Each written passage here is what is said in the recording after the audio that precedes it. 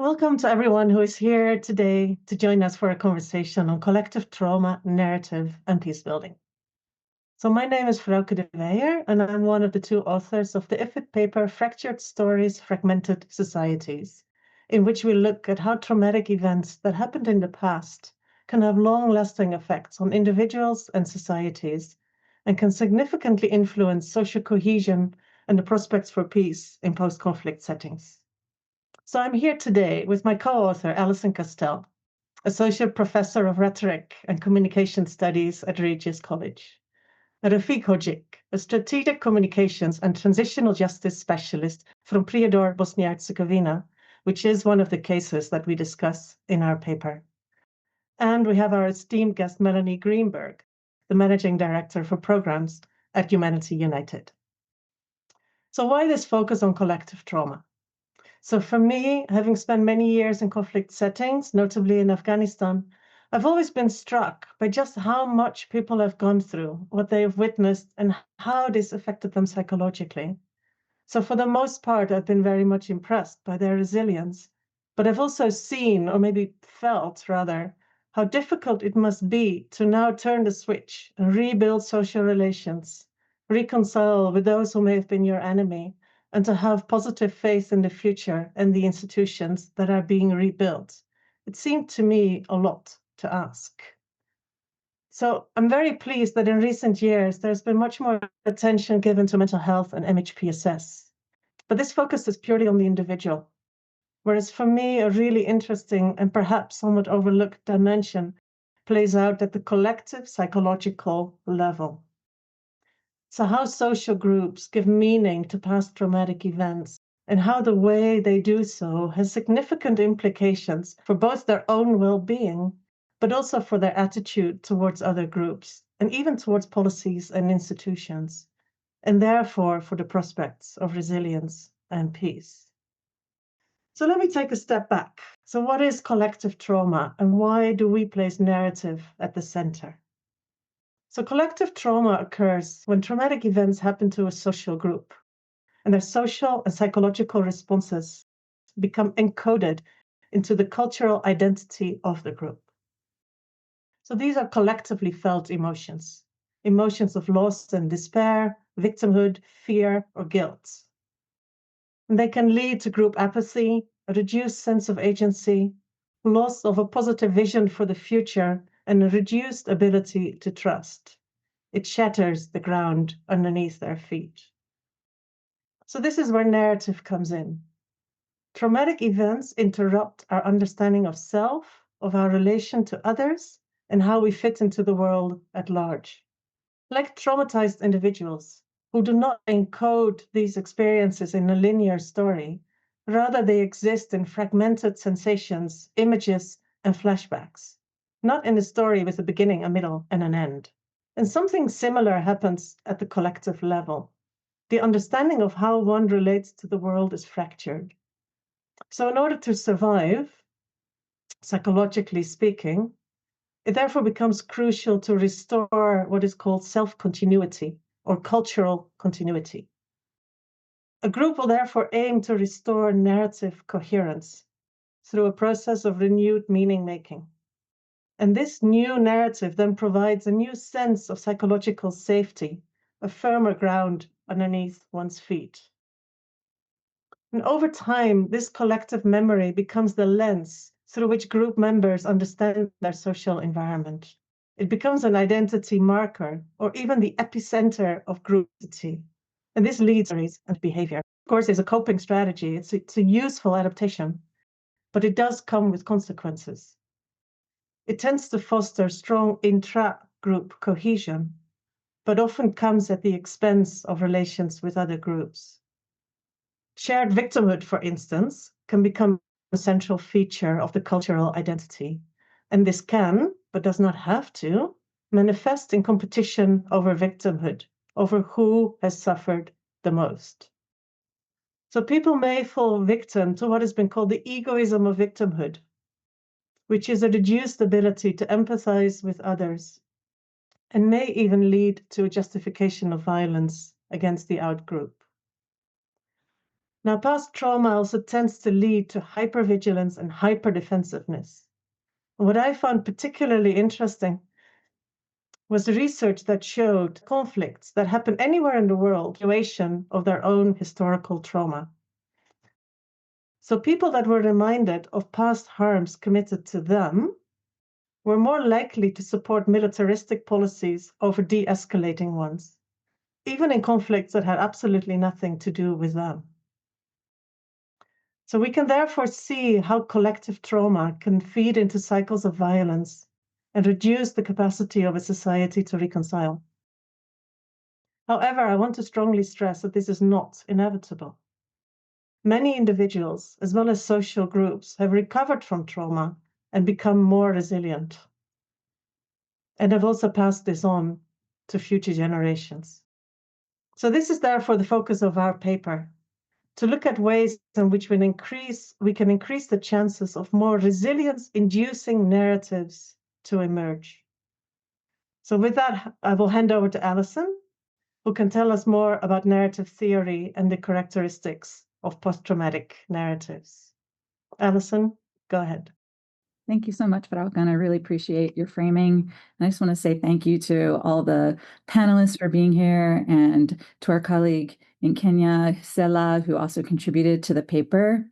And I also want to say that I've engaged in peace building and conflict regions for a long time. And one of the reasons why I'm so invested in this work and this paper is the power of narrative engagement, because I witnessed it, I've seen it. And just to say, as we go through, none of it is easy. It's highly emotional. It takes a great deal of facilitated reflection. And I'm just hoping that there's some takeaways here that might open up some different pathways for people to start engaging in their communities.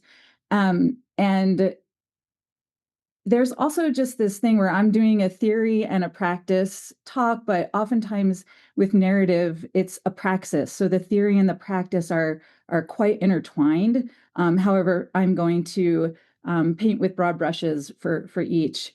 And so building on the kinds of things that Frauke enumerated for us, I do want to zoom in a little bit on some of the more closely how trauma operates at the narrative level itself. And that's a critical move, is to take the narrative as the object of analysis, because it's through the narratives that the traumatic experience becomes organized, becomes stabilized, and becomes transmitted over time across generations and across political domains. So one of the things that a trauma does at the narrative level is it disrupts time. And past violence doesn't just remain in the past, it intrudes in the present. So some scholars describe this as a kind of memory prison, where events are no longer remembered as something that happened in the past, but as something that is still happening. So on the narrative level, it acquires a present tense. And this has profound consequences, as Frauke was speaking about, because this is how, the trauma narratives freeze. And that narrows the range of meanings that are possible, what feels possible, and it shapes how groups understand themselves, and then how they relate or interpret new events that are happening, and how they might anticipate the future. So it actively structures perception and action. And then over time, those frozen narratives tend to produce moral categories, especially around victims and perpetrators. And these categories can be essential for naming harm and injustice. However, when they become too calcitrated, they end up becoming constraining and limiting who's seen as legitimate and who can speak and what kinds of experiences actually count. So this is where the important concept of narrative policing becomes very important, because post-traumatic narratives are often enforced through explicit and implicit rules about what can be said, what cannot be said, and how one is expected to behave as a member of a particular group. Crucially, these constraints are not only imposed from above. Over time, they become internalized, shaping everyday behavior, institutional practices, and even policy preferences.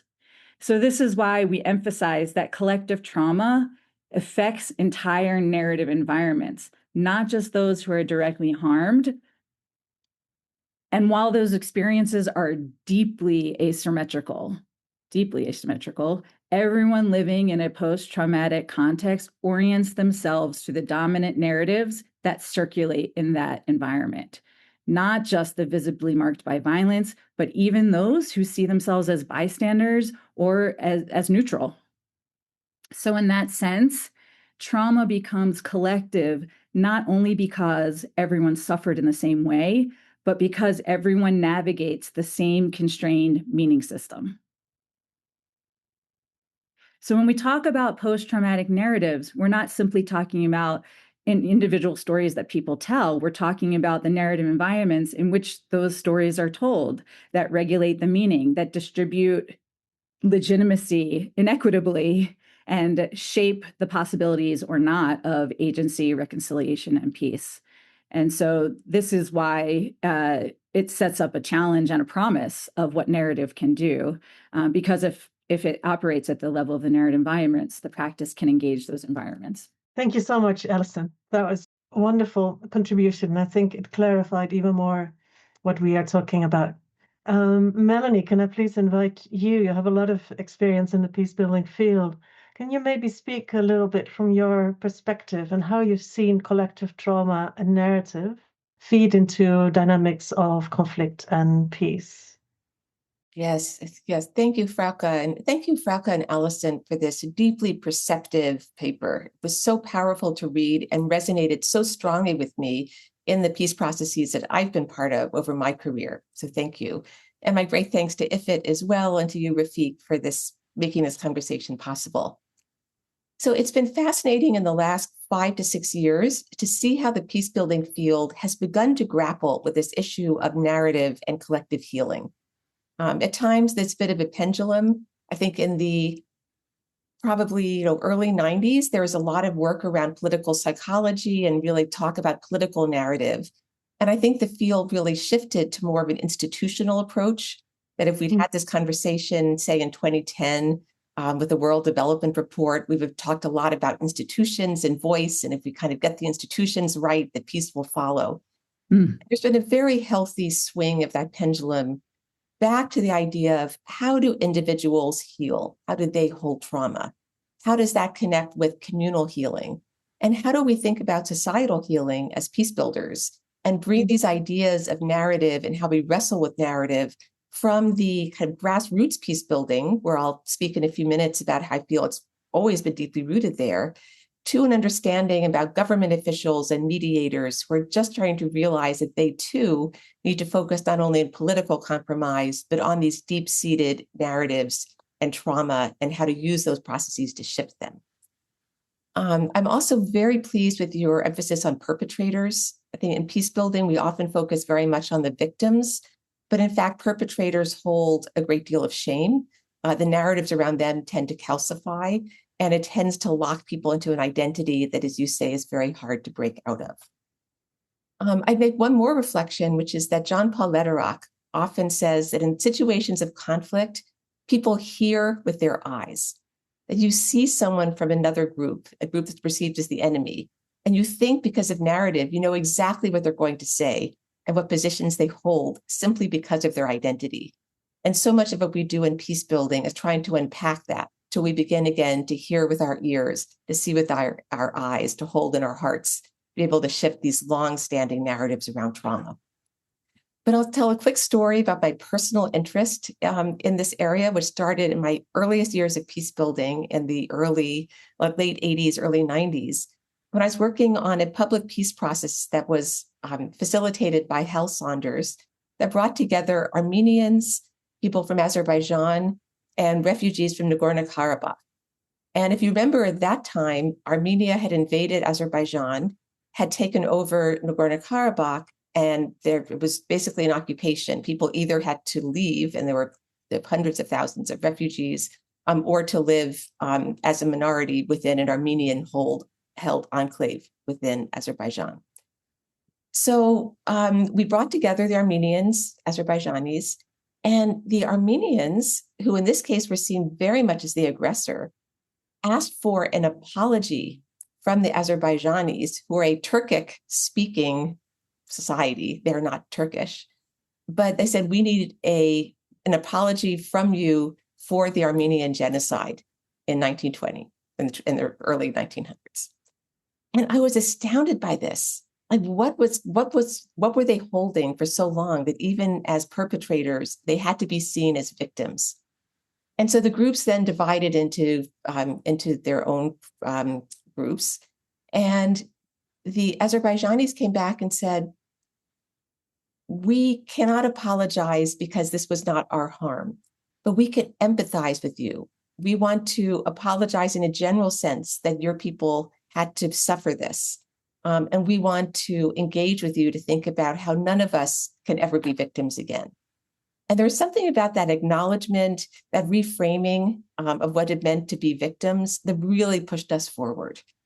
Thank you, Melanie. That is a very interesting example, and I think it really speaks to the power and the importance of this perception of wanting to have one's harms acknowledged and legitimized, but how that can also be used in different ways. So Rafik, could I please invite you to speak about how these dynamics played out in Prijedor? This is indeed a case that we discussed also in our paper. It'll be great to hear from Rafik, who is from Prijedor himself. Rafik, go ahead. Thank you, Frauke. And I just wanted to say that Frauke and Alison and we are members of this small collective of people looking at narrative and conflict for quite a while. So I was very happy when they invited me to contribute to the paper through conversations that they later turned into this case study on Bosnia and Prijedor. But very importantly, I engaged on this with them. And as I saw the paper actually take shape, it was all very therapeutic in a way, because it allowed me to, in a way, fully understand what is happening to me and my community. In the sense that I come from the city called Prijedor, which is probably most known for the concentration camps of the 90s, 1992, that were kind of brandished on the covers of Time magazine in the United Nations Security Council, and in a way indirectly contributed to the establishment of the first war crimes court after Nuremberg in ICTY. And today, 30 years later, or 35 years later almost, we are grappling with what Frauke and Alison have so brilliantly captured in this paper. We are trying to achieve equality in the register of citizenry, in citizenship, in an arena that is arena of memorialization, arena of victims' rights, arena of dignity. But this arena is fundamentally shaped by collective trauma. In very concrete terms, we are trying to have acknowledgement for the fact that 102 children were killed in our very small town, and to have a memorial for these children. But the dominant authorities that are Serb-dominated authorities, they will not allow it because the public narrative is one of defense. It is not one of aggression, of crimes that were committed. And it goes back to the past, as far back into the past as necessary, to find the collective trauma that will, and this is very interesting, I would reflect to something that was said earlier, no community sees themselves as a perpetrator community, because exactly in order to be able to comfortably adopt denial that Frauke and Allison are talking about as one of the consequences of collective trauma, it goes back into the past to the trauma of their victimhood. And to this time collapse basically makes it real and present in this time. So the memory prisons that are created for very concrete, very prosaic political goals of control of the territory, of ultimate control and total control of power, are in fact embracing collective trauma as a tool for this memory policing and discourse policing in terms of who can speak and who cannot speak about what happened even most recently. And what is allowed to be spoken about is Second World War, or if we want, we can talk about the Ottoman Empire and the crimes committed then. But we will not talk about the 90s. So if you go to my town, if you go to the museum in my town, you will see that the history stopped in 1990. There is no discussion about what happened afterwards. In some of the places where texts were produced under the authority of the municipal government, you will hear that in 1990s demographic picture of Prijedor changed because some people left. And I'm now quoting literally. It's not I'm not being general on purpose, but I'm actually quoting the text. But if we just look around today, we can see it playing out in ways that make this research incredibly important. Look at Israel and Gaza. I lived in New York for a long time, and this concept of quote unquote perpetrator community deciding that it doesn't want to look back to the past, we should look to the future, and is absolutely the language that I heard from many, even among liberals in United States, whenever the case of reparations, issue of reparations would be brought up to be discussed. So if we look at what is going on right now with the issue of migration and justifications that are invoked for violence that is being used in dealing with migrants, we can see everything from the paper that Frauke and Allison have written playing out in real ways. Thank you so much, Rafik. And I must say, when Allison and I were writing this paper and we interviewed Rafik, and he was telling us his story, his background, his city, and how all of this played out, it literally brought tears to my eyes, because I really felt that if he can see this as a lens that is useful for him, who's been working in his own context and knows it so well, that somehow this creates a lens, a different way of looking at his situation, that it may provide new openings, new entry points. That I was really getting emotional there, and I really feel that we're onto something here, and we don't have the answers, and it's a lot more easy to describe theories and dynamics and the problematic side of things, and it's so much harder to then find ways to break out of it. But for me, it just really gave me that sense like we're onto something really important here, and it's worth our time and our energy and our passion to invest further into this. And I hope that everyone who is also listening will join us in this learning journey that we're on. I was struck by something.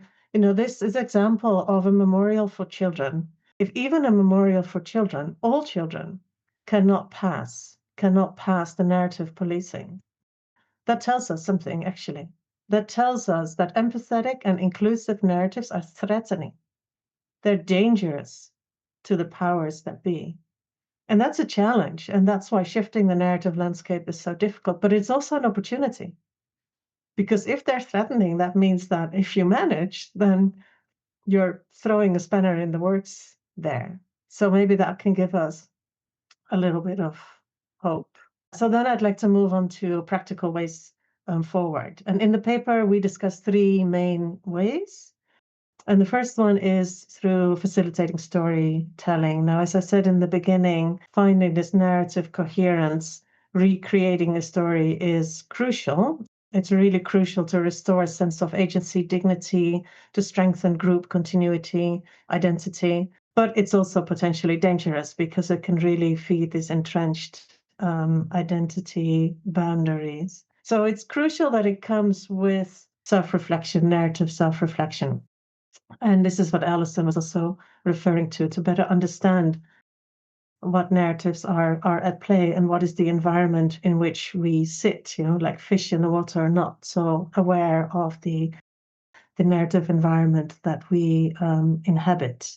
So awareness around narratives, self-reflection is important. But then mostly it's about complexifying or diversifying the narrative landscape. So trying to escape from these few dominant narratives that are actively policed and trying to get more space for different perspectives, different narratives, different stories to be legitimized, to be acknowledged, and to be part of the public narrative.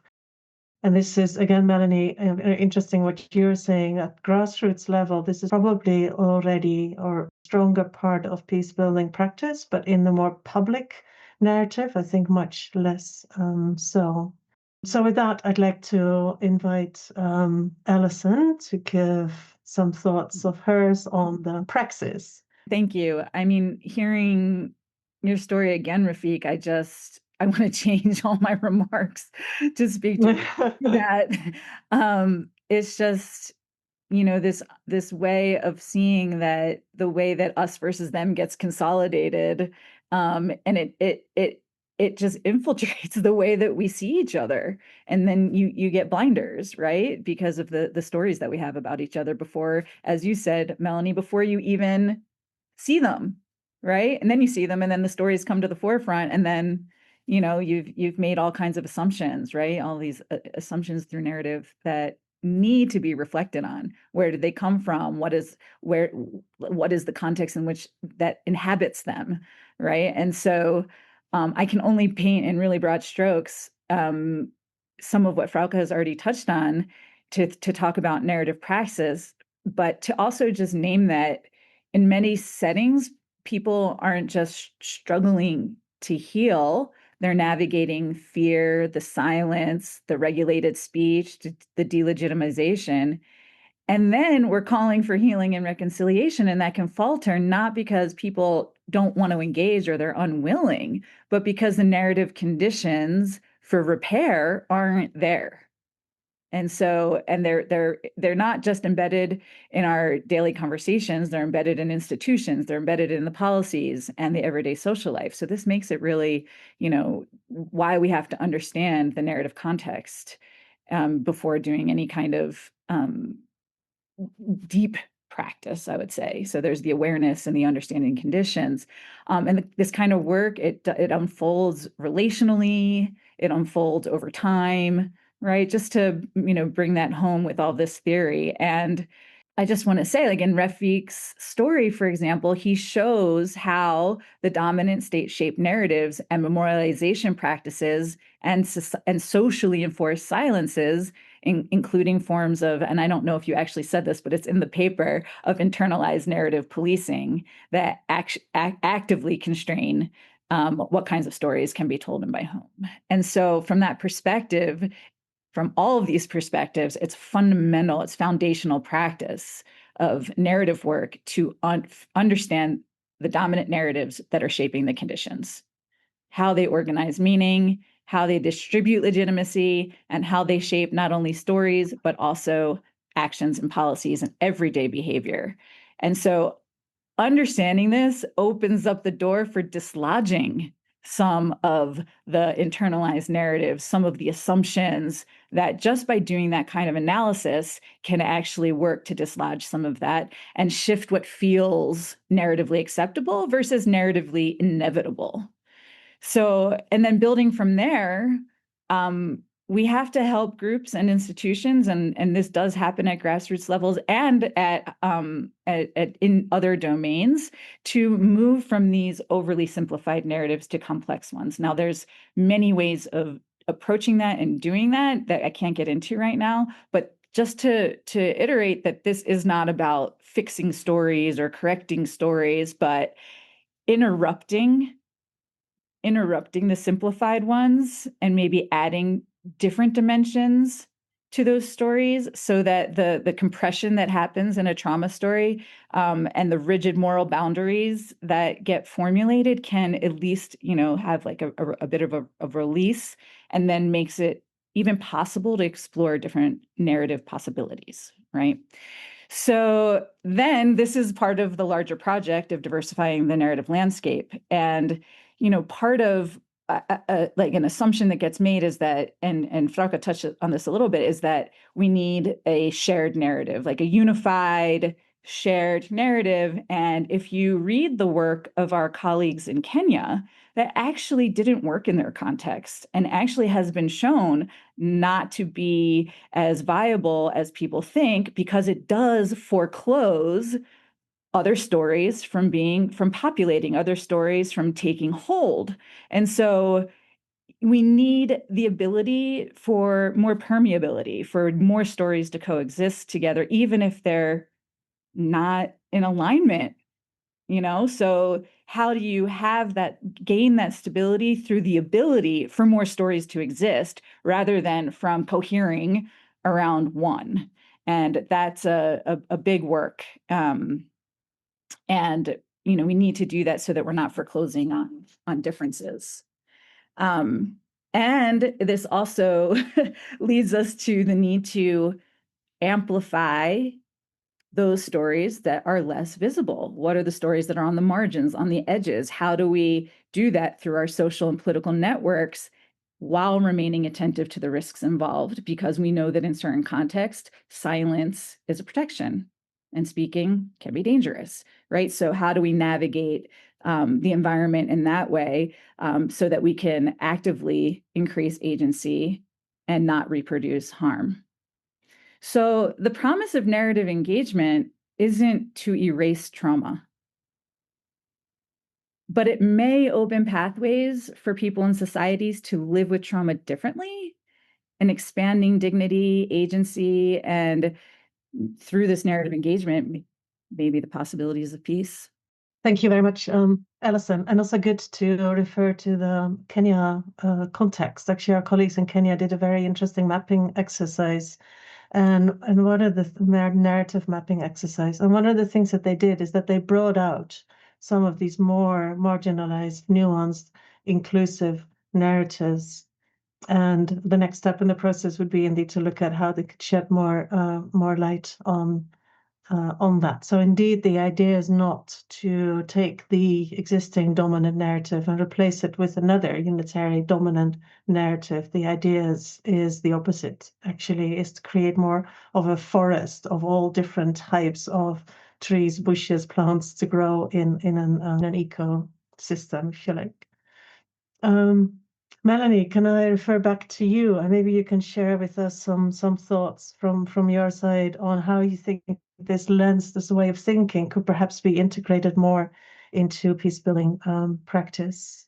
Thank you. And Alison, I really resonate with what you said about how do we develop a more fertile soil for many kinds of narrative. And I think what happens so often in the kinds of contexts that Rafiq is talking about is that soil becomes very sterile. There's only room for that dominant narrative that nothing else can grow. And what can we, as people who think more systemically about peace building, do to create that more fertile soil? And I think there are many ways to do that. The way I don't think is helpful is, if you'll remember, during the years of the kind of war on terror, where there's a sense that people typing in the basement of the State Department could come up with a counter narrative that would counter the more extremist kind of behavior that we felt was threatening. And that spy versus spy, my counter narrative will battle your narrative. We really saw that that was not effective. And so this idea that more about this narrative soil is very much the metaphor that we need to be working with. One thing that's been fascinating for me over the last few years is to look at the research in neuroscience about what it actually means to rewire our brains in a way that allows for the reception of different narrative. Because we are wired for in-group, out-group kinds of existence, and we can expand what it means to have a larger circle, but that we're really fighting that very basic wiring of our brains. And one way that neuroscientists have found to be very effective is ritual. And ritual does not have to be spiritual, it does not have to be religious, but in that moment where you are having a ritual, whether for some of our groups it's listening to music, for some it's dancing, but in those moments of ritual, your brain actually relaxes enough for you to hear other kinds of messages, including very deep ones of core values. And so how do we think in our practice of allowing those spaces of calming our brains down enough to be able to accept this broader narrative landscape? And I've seen this in a number of the contexts in which I've worked, which again tend to be a little bit closer to the community level. But we've worked for now almost a decade with a group of youth leaders in South Sudan. They're extremely sophisticated about narrative, including the digital domain, which adds a whole level of complexity about narrative and how do you create that fertile soil.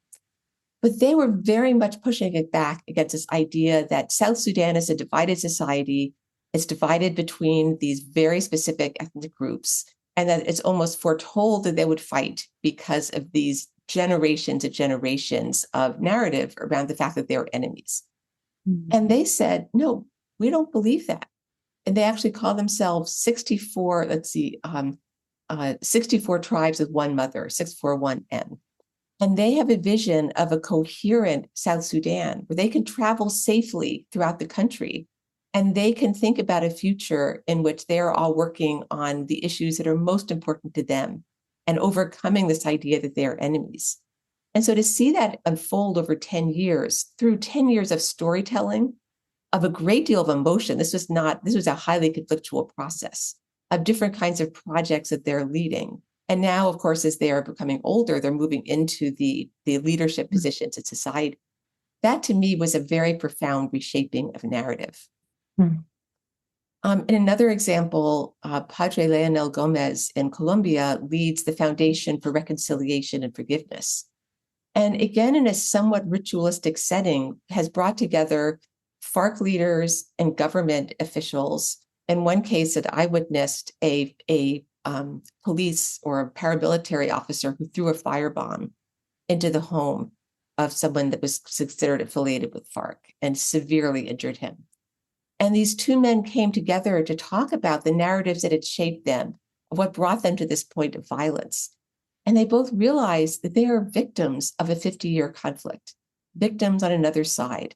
That one was a perpetrator who was seeking forgiveness, but realized that they actually both were part of this larger system, and was very much around that narrative shift and being able to take that to scale. That is a theory of change for this foundation. And I'll finally mention a group called the Frameworks Institute here in Washington that works on how do you complexify narrative?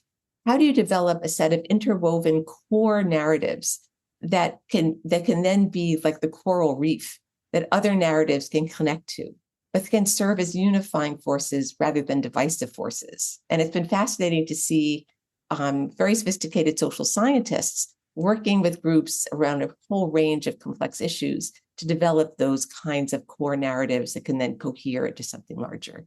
Thank you, Melanie. Thank you, Rafiq. Thank you, Alison. Thank you, everyone at IFIT. We really hope that this is the beginning of a learning journey. And again, as I said in the beginning, we'd like everyone who is listening to join us on this journey. So feel free to reach out if you have ideas, initiatives, or simply to express your interest in it. So thank you all.